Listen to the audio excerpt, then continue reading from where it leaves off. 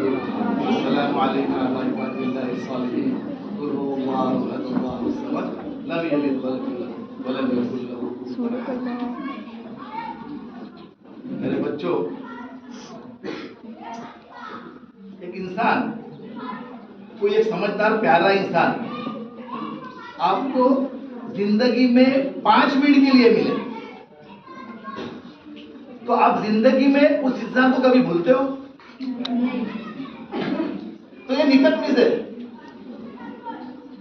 इन्होंने जिंदगी के 35 साल दिए आपको और निहायत शरीफ, वैसे तो हर कोई शरीफ है, निहायत शरीफ, समझदार और अपना हक क्या अल्लाह ने किस काम के लिए मुझे इधर अपॉइंट किया है उसको मैं ये बताऊं 100% इंसाफ देने वाले।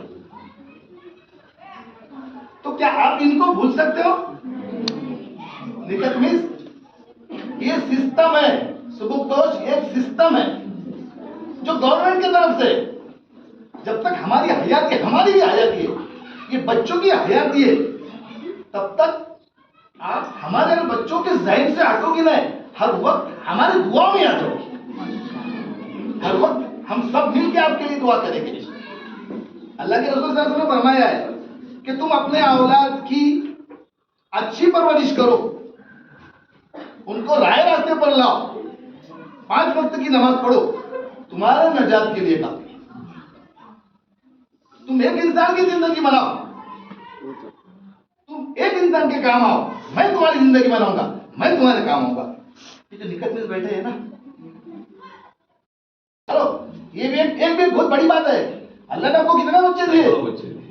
तो इतने बच्चों की जब दुआएं आपके साथ है और इतने बच्चों को जब अपने रास्ते पर लाया है, हजारों बच्चों को, एक बच्चे के लिए बनाया, 2 बच्चों के लिए बनाया, आपने तो सैकड़ों बच्चों को रास्ते पर लाया, सैकड़ों बच्चों की जिंदगी बनाई। तो ये बच्चों की दुआएं, हमारी दुआएं हर वक्त आपके साथ रहेगी। ये बहुत बड़ी बात है। सुबुकदोष एक सिस्टम आपको ले जा रहा है जो इंसान ने अपने फैमिली से दिया था, खुद के फैमिली से दिया था। ये गांव के लिए वक्त दिया है, ये बच्चों के लिए वक्त दिया है, और ये बच्चों का फल, आपका तोहफा क्या रहेगा? जिंदगी में कामयाब रहोगे, ये निकट मिस के लिए सबसे बड़ा तोहफा रहेगा। आपकी कामयाबी में उनके लिए खुशी है। वो हर वक्त एक बात सोचोगे कि मेरे बच्चे कितने कामयाब हो रहे, मेरे बच्चे कितने कामयाब हो रहे हैं। आपके लिए अल्लाह ताला ने हजारों बच्चों को तोहफा दिया है और ये हजारों बच्चे आपके लिए दुआ करेंगे। सिस्टम चलता है, इंसान आगे बढ़ता है, पीछे होता है, कुछ इधर उधर होता है। हमारे स्कूल के, सोसाइटी के जानिब से भी अगर कुछ गलती हो गई होगी, या बच्चों के माँ बाप की, क्योंकि जब एक टीचर चेयर पर बैठता है ना, तो हर बच्चा आता है और अपनी ही जिद रखता है, मगर वो टीचर का देखो दिमाग कितना अल्लाह ताला ने उम्दा बनाया है कि वो हर किसी को समझ के देता है। जो गलत बच्चा है उसको डायरेक्ट नहीं बोलता, समझा के बोलता है। तो निकट मिस, आपने बहुत अच्छा यहाँ पर काम किया है। हमारे से, हमारी सोसाइटी से, हमारे बच्चों के फादर से अगर कुछ इधर उधर हुआ होगा तो हक तला के हमको माफ करो। अल्लाह के सामने हमारी गाँव की बगल नहीं मांगता है। दूसरी बात, सिस्टम ऐसा होता है कि कुछ बातें मुझे बतानी थी, मगर फर्स्ट टाइम ऐसा हो रहा है कि मेरा दिमाग कहीं और है और मैं कहीं हूँ। मुझे सीएम साहब ने काम दिया था 12 विधानसभा मतदार संघ में काम करने का। देखो हुकूकुल इबाद क्या चीज होती है। 12 मतदार संघ में मैंने जो काम शुरू किया वो 17 तालुकों तक पहुंचा, और आज भी वही काम था। मैंने सब छोड़ दिया, उसी के ही पीछे था। मैंने सर को बोला था माफ करो, मैं नहीं आ सकता, मगर मैं गया, मेरा काम शुरू किया, ड्राइवर बोला गाड़ी घुमा, तभी लाना है। क्योंकि वो काम का अंदाज अलग है और ये काम का अंदाज अलग है। लेकिन मिस, आपने बहुत अच्छा काम किया है। टीचर, इसका मतलब क्या है? मैंने इसके पहले बताया था क्या, जन्नत का दरवाजा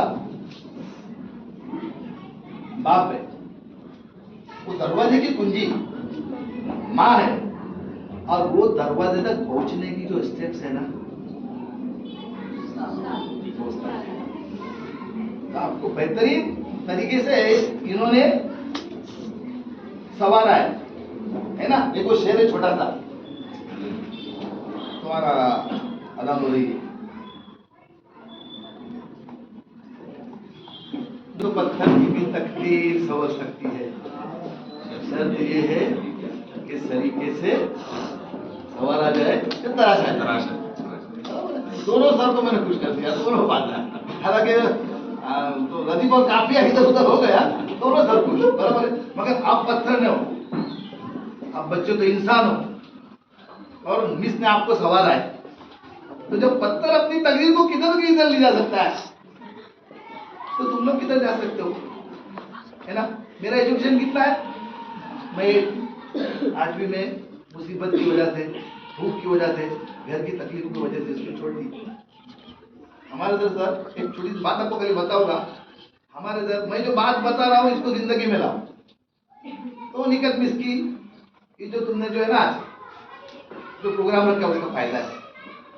तो हमारे इधर एक फापाड़े सर थे और शिंदे सर थे, एक रोज मंत्रालय से आदमी आए और मैं जा रहा था हाई स्कूल के पास, उन्होंने रास्ते में खड़े मुझे हाथ किए, मैंने गाड़ी रुकाया, गाड़ी में बैठ गए। बैठने के बाद फापाड़े सर ने मंत्रालय से जो एजुकेशन ऑफिसर रहे थे शुरू कर दिया कि ये हमारा बच्चे का स्कूल का सबसे होनहार बच्चा, सबसे होशियार बच्चा। अब मुझे थोड़ी सी खुशी हो गई कि ये मुझे कब पूछे कि तू पढ़ा कितना है। वो मेरी तारीफ कर रहे, तारीफ कर रहे, तारीफ कर रहे। अब ये मुझे कब पूछेंगे तू पढ़ा कितना है। आखिर में उन्होंने जैसे ही पूछा तू पढ़ा कितना, मैंने 1 सेकंड में बोला आदमी। अब दोनों मेरे टीचर ऐसे खींच गए, अब वो भी ऑफिसर देखने को लगा इतनी तारीफ की है, इस 8वीं पास निकला। फिर शिंदे सर ने गला की दिया, नहीं नहीं तो तू बहुत होशियार होता है बहुत प्रगति के लिए। और जैसा तो ऑफिसर उतरे स्टेशन के पास, तो 1 सेकंड के लिए फापा इधर पीछे सरकार बोला, मूर्खा तुला काय गरज होती का बोलायची, तो क्या बोल रहा 8वीं। तो देखो एजुकेशन का मामला क्या रहता है, ताकत क्या रहती है इंसान के पास, कि मैंने 34 ईयर काम किया हूँ सोशल में, मगर एक डिस्ट्रिक्ट में काम किया, बराबर। जब मेरा बच्चा पढ़ा तो उसने पीसी निकाला, ये आपको सुनाया था मैंने, उसने पीसी निकाला और काम शुरू किया। 4 साल में मैं 27 कंट्री में गया। आज मैं WHO दुनिया की सबसे बड़ी ऑर्गेनाइजेशन है आंखों पे काम करने वाली, उसका मैं मेंबर हूं, बोला तो सक्रिय सभासद मैं हूं, एक्टिव मेंबर हूं, विजन 2030 का मेंबर हूं, WHO के विजन 2030 का मेंबर हूं, इंडिया के विजन 20, हर जगह मुझे वो लेते। मगर एजुकेशन में था ना, तो सर मैं एक मेंबत्ती जलती थी ना, उसके उजाले में काम करता, बराबर। जंगल में सबसे ज्यादा जोर से कौन दहाड़ता है, बराबर, सबसे ज्यादा जोर से। और जो आहिस्ता दहाड़ता है ना, उसको क्या बोलते हैं लोग, उसके मां के दूध में जाते हैं। तो एजुकेशन है ना, ये शेरनी का दूध है, इसको बहुत अच्छे से इस्तेमाल करो और जिंदगी भर दुनिया के सामने दहाड़ो, कभी दूध पीछे ना। एक मिसाल दिया मैंने, समा बांधा, आपकी समझ में आया नहीं आया। तो आज ये सब सर बैठे, आप लोग बैठे, टीचर मैंने तो मैडम कोई तोहफा नहीं लाया, मेरी दुआ है आपके साथ, और थोड़ी सी मेरी भी इसमें एक रिक्वेस्ट है कि आप भी मेरे लिए दुआ करो। हम सब आए, आज मैडम के लिए बैठे, इन्होंने बदलापुर के लिए बहुत किया, अपनी सारी जिंदगी दी है। 35 साल किसको बोलते हैं, अपने घर में जितना वक्त उन्होंने नहीं दिया, अपने रिश्तेदारों में जिन्होंने उतना वक्त नहीं दिया, उससे ज्यादा वक्त ये बदलापुर के लिए दिया। और आज तुम मैडम से एक वादा करो कि हम भी हमारे बदलापुर के लिए जो वक्त दिया है ना, तो हम भी हमारे फ्यूचर को तुम्हारे पास वादा करते कि बदल के दिखाएंगे, बेहतरीन इंसान बनेंगे और कामयाब इंसान बनेंगे। तो वही उनके लिए तुम्हारा आज का ये प्रोग्राम सक्सेस रहेगा। बोलते बोलते कुछ इधर उधर हुआ होगा तो माफ करना। अस्सलाम वालेकुम।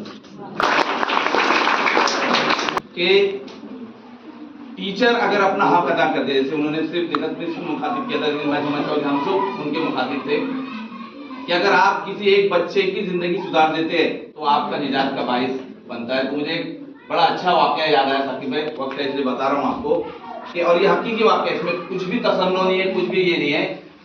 बहुत सारे लोगों ने इब्राहिम खलील आब्दी साहब का नाम सुना है, बॉम्बे की जानी मानी शख्सियत है। मैं किसी तालीमी प्रोग्राम में बॉम्बे में गया था, उन्होंने शेयर किया था, मेरे दिल को छू गया। उन्होंने बताया कि मैं हज के लिए, वो खुद जाती तजुर्बा बता रहे, वो भी एक लेक्चरर है, मैं हज के लिए गया और तवाफ कर रहा था काबे के गिर्द। तवाफ करते करते बोले नौजवान सा लड़का बारिश बड़ा खूबसूरत दौड़कर आया, सलाम किया, बड़े एहतराम से मिला कि सर कैसे आप क्या। तो मैं तो नहीं पहचाना, अफ्तार अक्सर पहचानते, और फिर इतनी हज की जगह पर। तो उन्होंने मुख्तसर तारुफ की बताया, सर मैं फला फला बैच का स्टूडेंट रहा हूँ, ये रहा हूँ। ऐसी तारुफी बातों के दौरान उन्होंने किसी एक मखसूस टीचर का नाम लिया और उनका बार बार पूछने लगे ताकि भाई सुनिए ऐसी बात है कि सर वो सर फला, मुझे उनको भी नाम नहीं आता। उन्होंने सर वो सर कैसे है, उनका क्या हाल है? हाँ बिल्कुल बहुत अच्छे हैं माशाल्लाह, रिटायर हो गए और अभी ऐसा है वैसा है। फिर कुछ बातों के बाद तो वो एक 10 मिनट की गुफ्तगू में उन्होंने 4 से 5 मरतबा उन्हीं उस्ताद का खैरियत दरियाफ्त की। तो सर बताने लगे आप साहब कि भाई मुझे थोड़ी क्यूरियोसिटी हुई, मैंने पूछा कि भाई आप बार बार उनका क्यों जिक्र कर रहे हैं? तो उन्होंने बताया कि सर वो मैं जब 9th क्लास में था तो मुझे मराठी पढ़ाते थे, और आज मैं यहाँ जो आपसे मिला हूँ, अभी मैं मक्का म्यूनिसिपैलिटी में सीनियर इंजीनियर हूँ। तो मुझे भाई इस बात का ये क्या ताल्लुक? तो बोले सर मैं आपसे बात बताऊंगा, मेरे दिल में वो बात थी, आप नहीं कैसे बता रहा हूँ कि मैं जब 9th क्लास में था तो एक रोज मेरे वालिद जो है थोड़ी कुछ बुरी आदतों में मुलविस थे। झोपड़पट्टी इलाके में रहता था मैं, मेरे वालिद को नशे की आदत थी और हर रोज माँ, अम्मी और अब्बू का झगड़ा होता था। उससे मैं बड़ा परेशान था और उस बात से निजात पाने के लिए एक दिन मैंने तय कर लिया था कि आज मैं सुसाइड कर लूँ, खुदकुशी कर लूँ। इंतहाई परेशान, और मैंने बाकायदा दवाई का नाम भी मुझे भी याद है, उन्होंने भी कहा था टिक 20 करके एक जो जरासीम कुछ दवा आती है, मैंने वो खरीद भी लिया और वो मेरे बैग में थी। और मैं स्कूल पहुंचा कि आज का आखिरी दिन है, छुट्टी होने के बाद मैं जाकर ये पी लूँ। लेकिन मराठी के उन टीचर ने जो है अपना लेसन खत्म हो गया, छुट्टी को 10 मिनट बाकी थे, तो उन्होंने बस रैंडमली ऐसी बातें करते करते ये खुदकुशी के बारे में कुछ ऐसी बातें बताई कि ये मौत जो है हराम मौत होती है और ये करना बहुत बड़ा गुनाह है, हम ईमान वाले होने के बावजूद भी हमको जन्नत नसीब नहीं होगी अगर हम खुदकुशी करते हैं। उनकी वो बातें, वो दर्स व तदरीस की वो बातें मेरे दिल पर इतनी असरअंदाज हुई।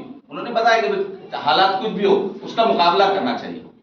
तो मैं स्कूल से जैसे ही बाहर निकला, सबसे पहले मैंने वो टिक 20 बॉटल को तोड़ा और फिर ये दुआ किया अल्लाह से कि मैं अब जो जिंदगी का मुकाबला करूंगा। मैंने अपने पेरेंट्स के लिए हक में दुआ भी किए, वो घर के हालात क्या रहे पता नहीं, लेकिन वहां से जो मैं पलटा और जो एजुकेशन के बारे में आगे बढ़ा, तो आज मैं इंजीनियर हूँ और अल्हम्दुलिल्लाह मक्का म्यूनिसिपैलिटी में बोले मैं यहाँ पर हर साल हज करता हूँ। अपनी तरफ से आने वाले लोग फिर उनकी वो सारी चीजें जो आप जानते हैं कि कोई शख्स अगर वहाँ इतनी अच्छी पोस्ट पर है तो वो क्या कुछ नहीं करता। तो सर उनके लिए बोले मेरे दिल से दुआ निकलती कि अगर वो 10 मिनट में वो सबक आमूज बातें अगर नहीं करते तो शायद मैं एक हराम मौत मर चुका होता और मेरी बख्शिश नहीं होती। तो मेरा बताने का मकसद साकिब भाई की बात से इसलिए याद आया कि हम पढ़ाने के साथ साथ बच्चों को जो एक्स्ट्रा कुछ बातें हम करते हैं, चाहे वो दीन के ताल्लुक से, दुनिया के ताल्लुक से, अदब व एहतराम के ताल्लुक से, माँ बाप के खिदमत के ताल्लुक से हो, वो बच्चों पर क्या असर करती है और वो बात हमारी निजात का बायस बनती है। तो हमारे लिए एक बहुत सबक आमोज बात है कि हमने अपने बच्चों के साथ वही रवैया अख्तियार करना है। हंसी मजाक हो, पढ़ाने का मामला हो, हर वक्त हमारे जहन में होना चाहिए कि इनकी तरबियत हो, क्योंकि ये कौम का सरमाया है और इसकी जवाबदेही हमको जो है ऊपर भी करनी है।